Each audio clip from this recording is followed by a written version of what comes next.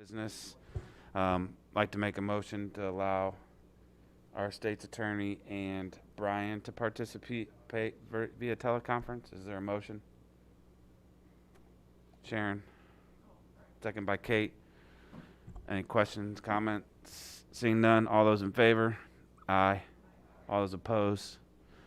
Ayes have it. Next is the approval of the minutes of August 25th, 2020. Moved by Kate, second by Sharon. Any questions, comments? Seeing none, all those in favor? Aye. All those Aye. opposed?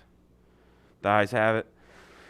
Next, under reports, Tri-County Regional Planning, unsafe structures and development summary. We'll just receive and file those unless there is any questions or comments.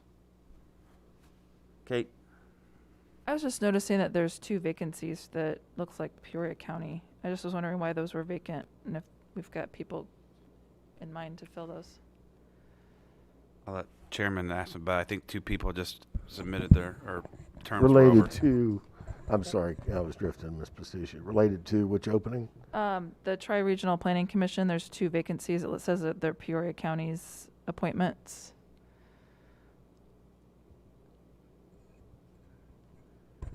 Did they vote last week to combine Puats and Tri-County?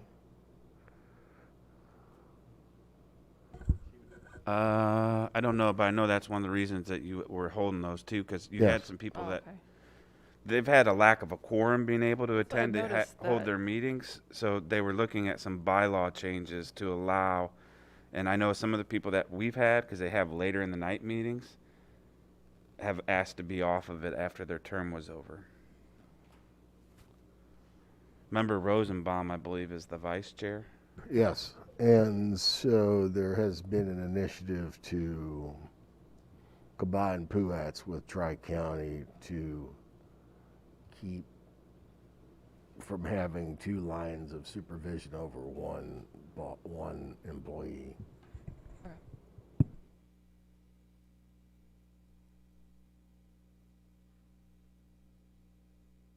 All right. Any other questions for those? If not, we'll move those to received and filed. Next up is zoning case number 042-20-U, petition of Michael J. Honecker. Move for approval. Kate, second by Sharon. Okay. Kathy? This is a request for a land split of less than 40 acres in the A1 Agricultural Preservation Zoning District. The petitioner is requesting a special use to divide 5 acres from a 65.9 acre parcel. The parcel is located at the intersection of Grubb Road and Hannah City Glassford Road in Timber Township. There are 13 consents and no objections for this case. The parcel consists of a single-family dwelling, many accessory and ag buildings, cropland, and woodland. Surrounding properties are also zoned A1 to the north, south, and east, and A2 to the west. And surrounding uses are also cropland, residential, and woodland. This division would be compatible with the area. This is a family trust, and the nephew of the co-trustees resides in the dwelling. He intends to purchase the 5.06 acre parcel. No cropland will be taken out of production. There was a low rating for agricultural protection via the LISA score on this property. The health department had no objections to the property. The property will continue to access the house via Grubb Road and the cropland on the southeast portion of the property. No new points of access are proposed, and again, the cropland will all stay in the production. The request is consistent with the Peoria County Rural Area Growth Strategies. It's also consistent with the Peoria County Land Use Plan.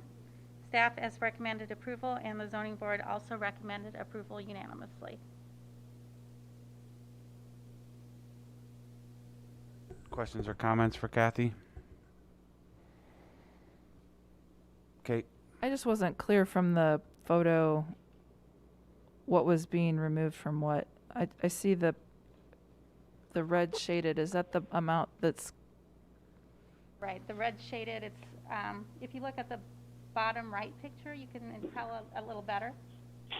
So that you see the larger parcel, and then that section, it's a right angle on the left side, and then that kind of an angle coming So the original parcel includes that upper left corner, and that's the part that's coming out? I'm confused. So on the page that has the four photos, are you seeing that? Yeah, that's what I'm On- looking at. In the right-hand bottom corner? Okay. Okay, the dark border with the parcel number that ends in 013, I think this says. And then it points to the 5.06 acres.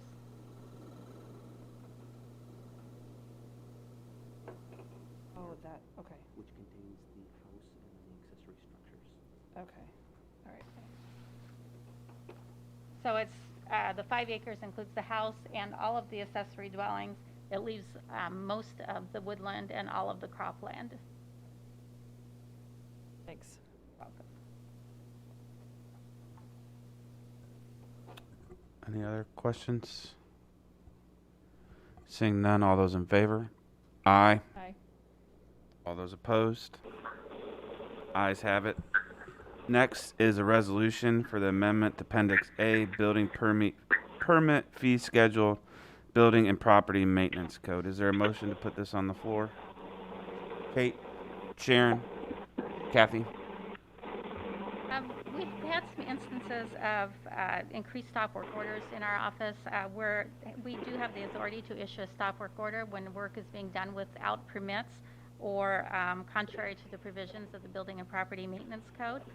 We did take a look at the number of stop work orders we've posted in the last several years and noticed an increase in those numbers in 2019 and 2020. As a result, we conducted a survey of 20 communities in the central Illinois area to see if they were experiencing similar stop work order increases. We found that they were not. However, the majority were charging a more severe stop work order fee. 11 of the 20 communities we looked at, including our neighboring Tazewell and Woodford County, are charging an equivalent of double the permit fee for a stop work order if the work is started without a permit. Peoria County has maintained its current rate for a stop work order since the implementation of the building code in 2006. We charge $200 for a residential stop work order and $500 for a commercial industrial stop work order. Taking a look at this, if we were to charge a stop work order fee equivalent to double the permit fee for only those projects that were started without a permit, it could serve as a deterrent for people starting those projects in that manner. Listed are the communities that are charging similar fees as what we are proposing. If you take a look at the charts, you'll see that the numbers have increased since 2019, 2020. There are quite a few residential stop work order permits. I would like to point out that the bottom chart indicates that although we are issuing, for example, in 2019. Brian Elsesser. Left. For example, in 2019, we issued 39 stop work orders, but we only collected on one of those on the residential. Our focus is education. If a homeowner, for example, doesn't know they need a permit, if they come in, take care of it right away, we don't charge the fee on those. So most of these that are, well, all of these that are actually charged a fee are those that it's a contractor who should know they need a permit, or in some cases there are, a homeowner here and there that just refuses to jump on board, and we have to work a little harder to get them to get their permits. There is a chart a couple of pages back, stop work orders fees paid in 2017 through 2020. You'll see that even though some of those residential ones are actually commercial contractors, we have a solar contractor who does a lot of work in our county that we initially had some issues in getting them to get permits. So even though it may say residential, it's a commercial contractor who may know better when we're actually charging them for those permits. So this is something that Mr. Dillon brought to our attention and asked us to take a further look at, and we're bringing it forth as a policy decision. Thanks, Kathy and Andrew, for investigating this. I want to make it clear, too, that this is the department still has the flexibility, as she mentioned, for education to homeowners, and it really wasn't targeted at homeowners, but it was looking at our fee schedule. And if you look at page 38, it shows there's some very large contractors that know better, knew better. And really what brought this to the forefront was TL Rural Water District, where a very large out-of-state contractor came into town. And not till after the thing was built and Airmen refused to connect power to it until a permit was issued did they came and filled out a permit, but they never called for a permit. So it was really beneficial for them to try to come in, do it. Nobody knew about it, and if they got caught, the fee was very minimal for them. So this is to encourage no contractors that are reputable around this area or anybody else will be upset with this, and any homeowner that may be putting in a fence in their backyard and somebody calls on them, this is not going Brian to Elsa cost them anything more in a joined. fee or anything. This is just meant to stop. As you can see, there's a solar company that has made a living of going around the county without getting permits. After the first one, they should have known that they needed permits for every solar project, but when the fees are so little for it, it's worth their advantage to keep going unless they get caught. So this is try to stop that from happening. Is there any questions for Kathy or Andrew? I thank you for looking on this, and if you see again, they did a very great job of taking comparables from inside the area and in our own county, and again, see that we needed to update, which again, this hasn't been updated in a long time, so it was well overdue. And you also have to understand there is a cost of our inspectors and for them to go through all this extra stuff. So it's partly, this isn't a money-making scheme or anything. This is a recouping of our costs, because quite a bit of work and legal has to go into this to make sure that this is all taken care of. Brian Elsesser. Left. Any questions, comments? Seeing none, all those in favor? Aye. All those opposed? Ayes have it. Thank you, Kathy. Thank you, Andrew. Next up is miscellaneous, if there's any miscellaneous. Yep. I represent Yeah. the extra if you need me, but only if you need the vote. So yes, you did have a quorum, and no, Mr. Elsesser was had dropped off the line. He's in a place with bad cellular connectivity. Well, we had 3 of the 5, so there's only 5 on. This is the smallest committee. Me, Sharon, you, Matt Windish, and Brian. And then the chair can always act as he's technically a member of all committees. A helper. Anything else under miscellaneous? Sharon? Kathy, would you take a little time to speak to our Limestone Township meetings, please? Thank you. Sure. Over the last year or so, we've been meeting on a regular basis with Limestone Township, a little less regular here in the last several months, but we did meet again last Friday. The purpose of the discussion is to talk about some of the dilapidated structures and problem properties in Limestone Township.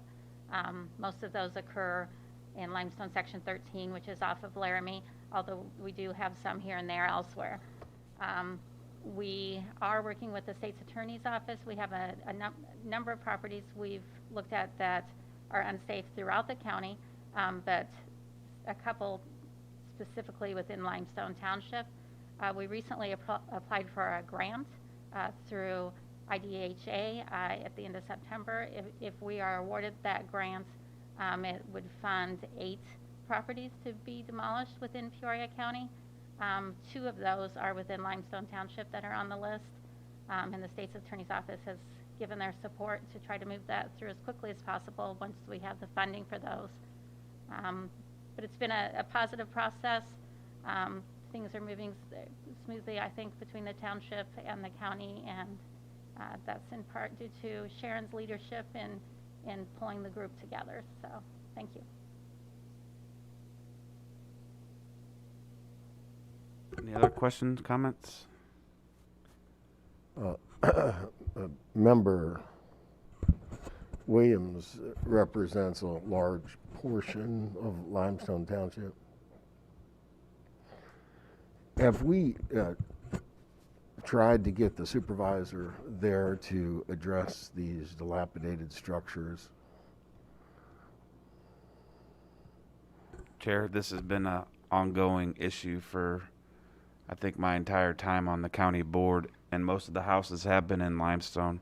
It's part of why Sharon's addressed this meeting. I know at certain points we've had multiple meetings with the supervisor, the attorneys involved on both sides. I know there's been other meetings even in there with township officials.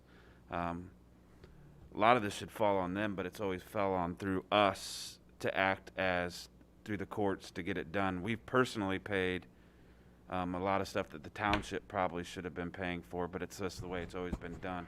Correct me if I'm wrong, Kathy, on any of these statements. Right. Limestone Township is starting to express an interest in getting more involved in that. One of our properties that was dilapidated, they did actually manage to acquire it, and then they sold it to someone who got a permit to do some rehabilitation. They haven't actually demolished anything, however. And I think a lot of it just happened at one point that the county board member, I think this dates back to even prior to Sharon, that the district got tired of all these houses being down there. So since they are in unincorporated Peoria County, the county took the lead role because there was no interest or money from the township to pursue it. So are they abandoned properties? Or are they just owned by people that aren't keeping up with them? So some of them are similar to like the tax sales that we just did, where they're basically abandoned properties where people have left them.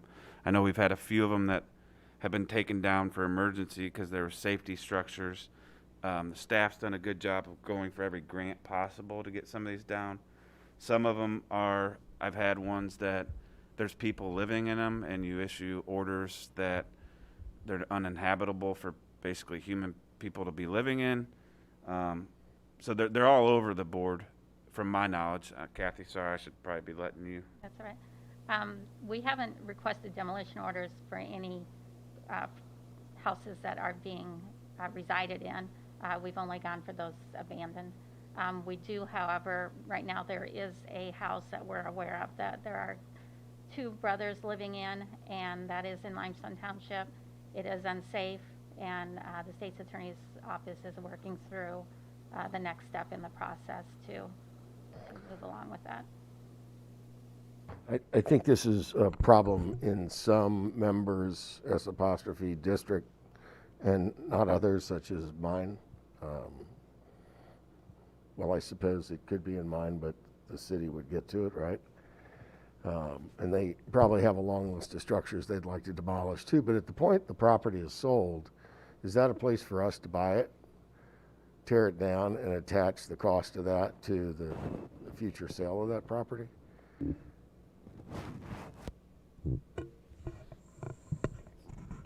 I know from, so say in West Peoria where they tore down a house and you have to put it on the tax roll or to put it back on the lien for the property, that becomes a huge problem because some of these lots in these neighborhoods are small, older lots. Sure. And then you have a lot that's not worth, I mean, it's similar in the tax sale where we had lots for $400, $800 where nobody's taken the lots. Problem is then you have to sell the lot for $10,000, $12,000. You have to incur the cost onto that. I mean, that's been part of the conversation where we've talked about in the past. I know you've been aware of my land banking, trying to figure out how to take control of properties, to give properties. I know some of that becomes an issue of because if we have to recoup the cost, it makes the property cost prohibitive to. I know there's a bunch of legal issues with it. Now, Mr. Dillon, you're absolutely right. We've seen this ourselves, and then we've seen it with our friends over on Fulton Street. When it goes through the tax sale process, any code enforcement related liens or any other liens that are on the property, once it goes through that tax sale process 3 times and goes to the trustee, those liens are vacated. So obviously, any code enforcement revenue we might have generated is wiped out. We do have the ability to acquire those properties through that process. We do have the ability, should funds be available, to demolish the structure, and then it's a function of, are we writing that cost off, or are we trying to recoup that cost? And as Mr. Dillon said, if we want to try and recoup those costs, that sometimes makes the resale of the vacant property to a private property owner cost prohibitive. But it's something that we can look at going forward if that's the pleasure of the committee and the board. So what is a typical demolition cost for a 1,500 square foot home? Probably in the $10,000 to $12,000 range. Well, we've seen some at 5 to 6, but it depends on the age of the house. If you have to do abatement testing, conditions of the house, safety of the house. But you're looking And at what if anywhere- we give it to the fire department to practice on, and then you'd take- still clean you'd it still up have to later? go through the abatement process Sure. of asbestos, and Sure, but is that cleanup cost less than the cost of tearing it down? you still have to demo the project out even after they burn it to the ground. So you're still probably looking at $4,000 to $12,000. Okay. They've all been falling in the probably what was it safe to safe? I think 6 Yeah, to 12 10, yeah, that's fair. for a house. Okay, thank you. And then that's also depending on what part of the county you're in and what kind of rules you have to follow, because each township has different rules that they like to follow for demolitions. Limestone Township not being one of the better ones to do business with.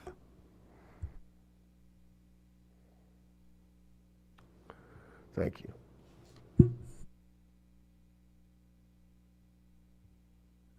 Anything under miscellaneous? Seeing none, meeting adjourned. About 5 minutes to get that recording stopped and the new live stream set up for rules.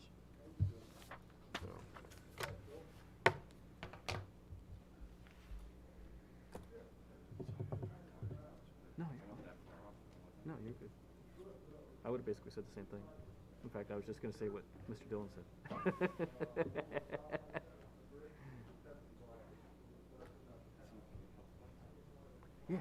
Yeah. I think he did have some concerns, and the doctor put him on a diet. It's a pretty strict calorie. He's lost over 20 pounds. He hit his goal weight about 2 weeks ago, I think. I think it was like 25.